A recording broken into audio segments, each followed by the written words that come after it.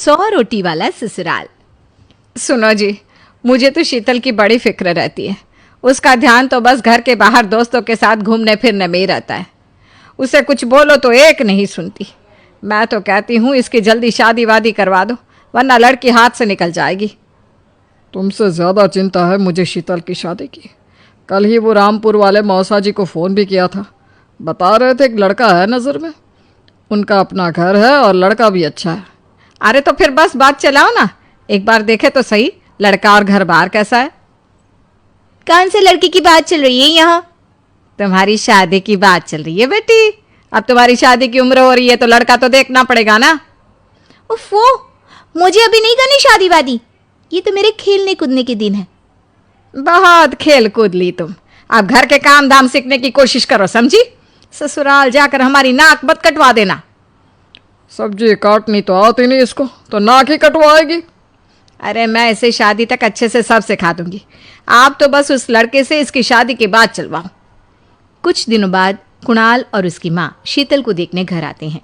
कुणाल दिखने में बड़ा ही स्मार्ट होता है। शीतल तो उसे देखती ही रह जाती है। देखो जी, हमारी कोई डिमांड तो है नहीं, बस हम चाहते हैं कि लड़की घरेलू हो, घर के सारे कामकाज संभाल ले। अब आपके परिवार में तो बस 3 ही लोग हैं, पर हमारा तो खूब भरा पूरा परिवार है। बाकी हमें लड़की के घूमने फिरने दोस्तों से मिलने से कोई दिक्कत नहीं है। घर का काम करने के बाद जो चाहे सो करे। अरे वाह, ये तो इतने बढ़िया लोग हैं। लड़का भी इतना स्मार्ट है और ऊपर से इन्हें मेरे घूमने फिरने से भी कोई दिक्कत नहीं है। हे भगवान, तूने तो बिना मांगे ही मुझे सब दे दिया। बताओ जी, और क्या चाहिए हमें?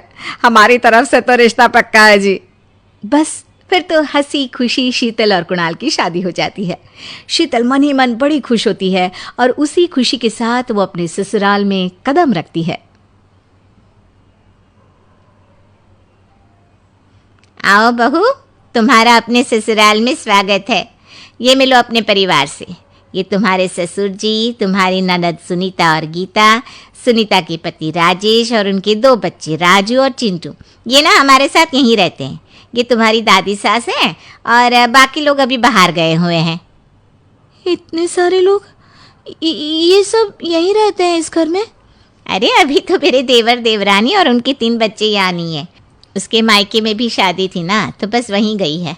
कल तक आ जाएंगे। हे भगवान, ये घर है या धर्मशाला? ये सब एक साथ इस घर में कैसे रहते हैं? मुझे तो पता ही नहीं था इनका इतना बड़ा परिवार है। अब समझी कि कोई डिमांड क्यों नहीं की इन्होंने। ये सब चाल चले मेरे साथ। अरे बहू, खड़े खड़े क्या सोच रही हो? चलो अपने कमरे में जाकर आराम करो। जी माँ जी। अगले दिन शीतल का ससुराल में पहला दिन होता है। शीतल रसोई में जाकर सबके लिए खीर बनाने लगती है। तभी उसके ननद सुनीता आती है। अरे वाह भाभी, आज क्या बना रही हो? बस दीदी, आज वो पहली रसोई है ना, तो खीर बना रही थी। अरे भाभी, ये खीर भी रहने दो। घर में 4 लोगों को शुगर है और कुछ लोग मीठा ही नहीं खाते। आप ना सीधा खाना ही बना दो। क्या फ़र्क पड़ता है मीठा बने या नमकीन? बस बहू के हाथ की पहली रसोई होनी चाहिए ना। जी दीदी, तो फिर मैं खाना ही बना देती हूँ। आप बता दो खाने में क्या बनेगा? बस सिंपल सी कोई सब्जी बना दो, जैसे आलू गोभी या आलू मटर, और उसके साथ रोटियां सेक दो। हमारे परिवार में अब तुम्हें मिलाकर पूरे 20 लोग हो गए हैं। 15 बड़े और 5 बच्चे।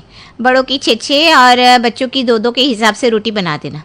चलो मैं चलती हूँ, सब देख लेना। हाँ, बड़ों की 6 रोटी, मतलब कि 15 लोगों की 90 रोटियाँ, और बच्चों की 2 रोटी, मतलब 5 बच्चों की 10 रोटियाँ। 90 और 10 मतलब कुल मिलाकर 100 रोटियाँ। हाय, मैं तो मर गई। 100 रोटी अकेले कैसे बनाऊंगी? माँ, ये तुमने मेरी शादी कहाँ कर दी? शादी से पहले तो मैंने कभी 4 रोटी से ज़्यादा नहीं बनाई। शीतल एक बड़ी सी परात में 100 लोगों के हिसाब से आटा निकालती है और उसे गूंथना शुरू करती है। आटा गूंथते गूंथते शीतल के पसीने छूट जाते हैं। उसके बाद बारी आती है रोटी बनाने की।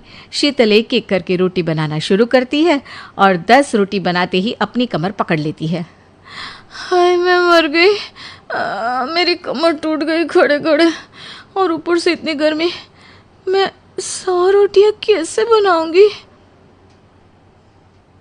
अरे भाभी, सब बाहर रोटियों का इंतजार कर रहे हैं। ज़रा जल्दी जल्दी रोटी सेक दो।